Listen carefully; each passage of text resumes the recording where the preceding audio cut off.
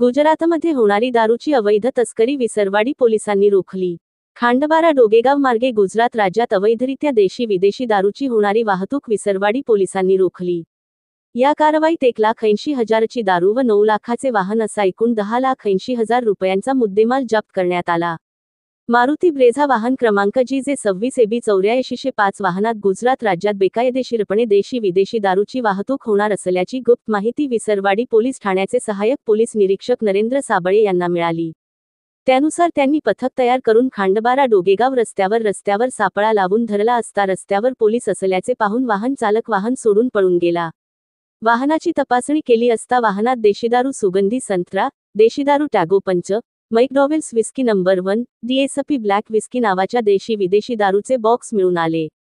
एकूण 1,80,000 रुपये किंमतीची मद्य व 9 लाखाचे वाहन असा एकूण 10,80,000 रुपये किंमतीचा मुद्देमाल हस्तगत करण्यात आला। या प्रकरणी विसरवाडी पोलीस ठाण्यात गुन्हा दाखल करण्यात आला असून सदर गुन्ह्याचा तपास पोलीस उपनिरीक्षक किरण पाटील करीत आहेत।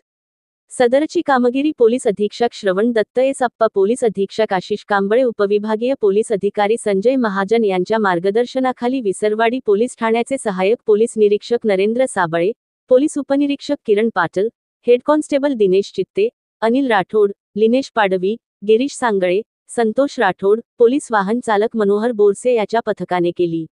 आदिवासी आवाज न्यूज नंदुरबार जिल्हा चॅनलला सबस्क्राईब करा।